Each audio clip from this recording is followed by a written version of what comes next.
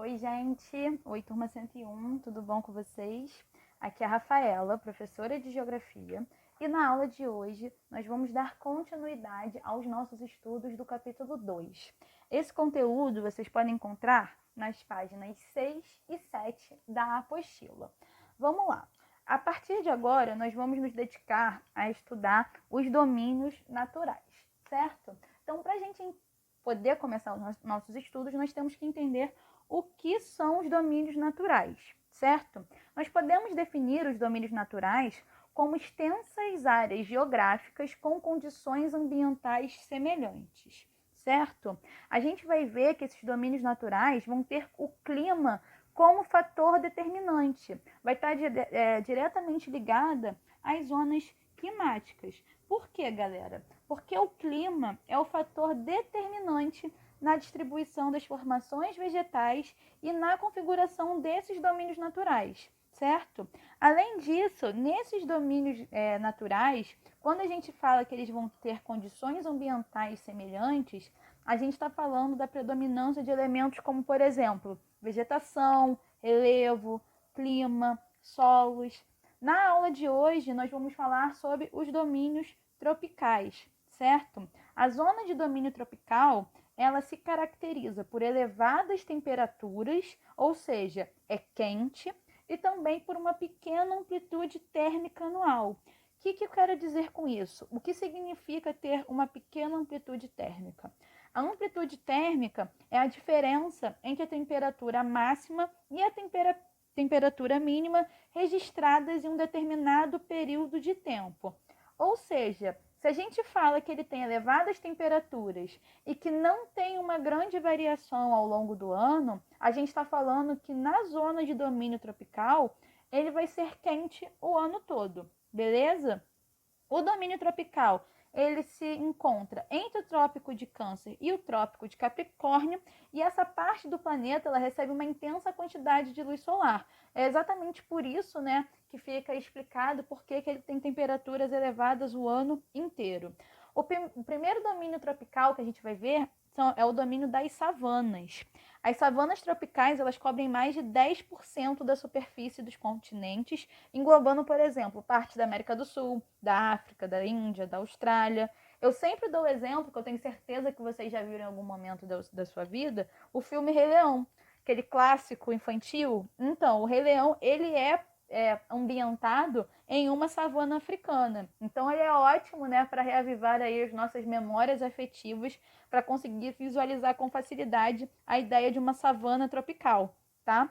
Essas savanas, elas são compostas principalmente por plantas rasteiras, como, por exemplo, capins, árvores e arbustos de de galhos retorcidos e folhas pequenas. Esses galhos retorcidos e essas folhas pequenas são exatamente adaptações da vegetação para conseguir, né, sobreviver às condições climáticas da savana tropical. Aqui na América do Sul, o domínio das savanas ela é representado pelos nossos cerrados brasileiros, ok? Já quando a gente fala das estepes tropicais, a gente vai ver que ela vai ocorrer numa faixa intermediária, faixa de uma precipitação intermediária entre as savanas e os desertos, tá bom?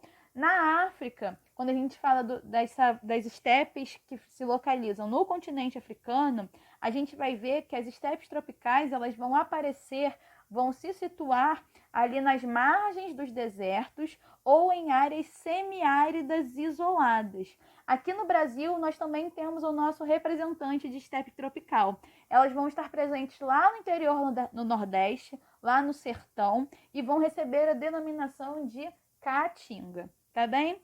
Já quando a gente fala do deserto tropical, tenho certeza que vocês também conhecem, né? Já ouviram falar, vamos dizer que é um domínio tropical popular, né?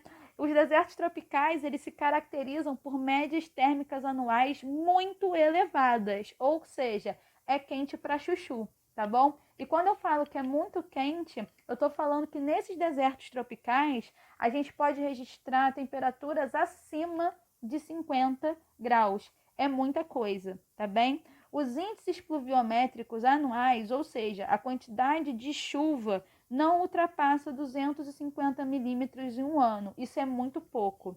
A umidade na região também é muito baixa e não há formação de nuvens. Se vocês perceberem, galera, se a gente somar essas informações, a gente entende por que a quantidade de chuva é tão baixa, né? Só o que muita gente não sabe é que à noite a temperatura pode chegar ali perto da casa dos 0 graus Celsius. Ou seja, os desertos, eles são áreas que possuem uma elevadíssima amplitude térmica, tá bom?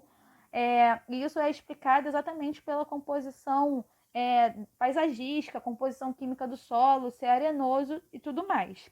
Apesar de ser um ambiente, né, inóspito, os desertos abrigam sim formas de vida, tá bom? Formas de vida exatamente adaptadas a essas condições naturais.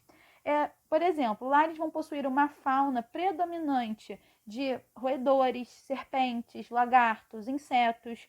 Muitos desses animais eles só saem à noite e podem passar uma vida inteira sem beber água diretamente, basicamente extraindo esse líquido, né, essa água do alimento que elas ingerem. Os camelos, por exemplo, eles são capazes de suportar uma forte elevação da temperatura do corpo e uma desidratação intensa, mais um mecanismo aí, né, de adaptação. Os desertos tropicais, eles são compostos por gramíneas, pequenos arbustos, a vegetação é rala, é espaçada, ou seja, elas ficam distantes, a gente não vai ter uma vegetação ali concentrada, e a gente vai perceber que elas ocupam apenas os lugares em que a pouca água existente pode ali se acumular. As plantas, o maior exemplo, né, que eu também sei que é bem presente no imaginário de vocês, na memória de vocês, quando a gente fala de deserto, a planta que vai vir na nossa cabeça vão ser exatamente os cactos. Os cactos, eles têm a capacidade de armazenar água e realizam processos de fotossíntese que são capazes de conservar a sua umidade. Beleza? Depois nós vamos falar das florestas tropicais pluviais. Essas florestas tropicais pluviais, elas correm na áreas de baixa latitude, certo? Em domínios quentes e úmidos. Quando a gente fala que é em domínios quentes e úmidos, a gente vai ver que as temperaturas são elevadas, vão oscilar ali na casa dos 25, 30 graus Celsius, tanto de dia quanto de noite. Ou seja, a gente vai ter uma amplitude térmica baixa, tá bem? Por isso que é um domínio quente. Já quando a gente fala que é úmido, a gente percebe o quê? Que a gente tem nessas florestas tropicais pluviais um volume de chuva extremamente elevado, com índices pluviométricos de pelo menos 2.000 milímetros anuais. Comparem, né? Um domínio extremamente úmido com umas florestas pluviais, que a gente está falando de 2.000 milímetros anuais, e quando falamos dos desertos, a gente fala de 250 milímetros anuais. Uma diferença gritante, né?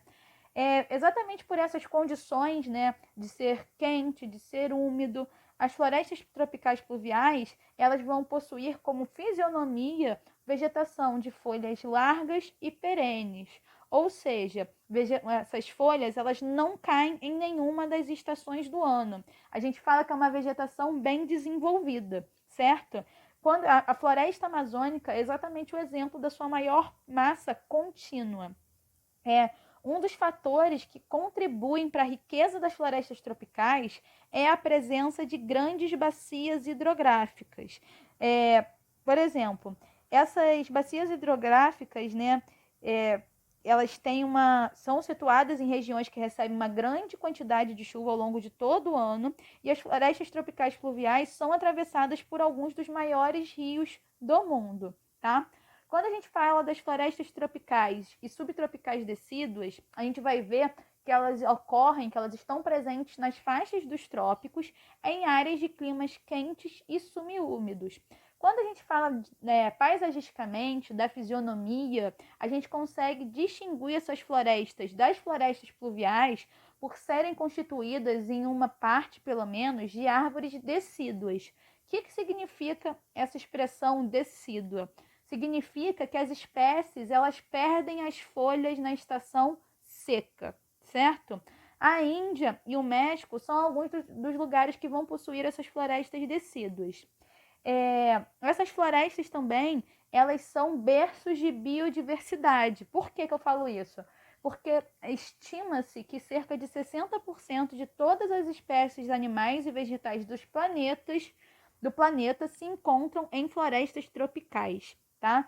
Além disso, esses domínios eles oferecem recursos extremamente importantes para a economia. As florestas tropicais, elas são também denominadas de maior farmácia do mundo. Por quê? O nome, né, a própria expressão já explica para gente.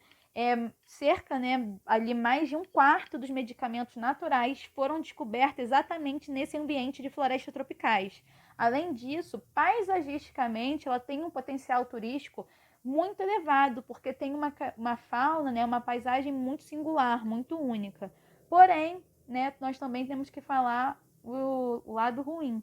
A intervenção humana, a ação antrópica, está fazendo com que esses domínios de florestas tropicais estejam em acelerada regressão, ou seja, tem tido a sua área reduzida consideravelmente. A gente pode pontuar a caça, correntes migratórias, desmatamento, essa retirada de matérias-primas, né, para a produção de vestimentas e de outros itens, tem contribuído muito para o avanço desse desflorestamento, desse desmatamento no mundo inteiro, inclusive, né, aqui nas áreas de floresta. Essa cobertura original ela é desmatada e acaba dando lugar a pastagem, culturas agrícolas, atividades relacionadas à agropecuária.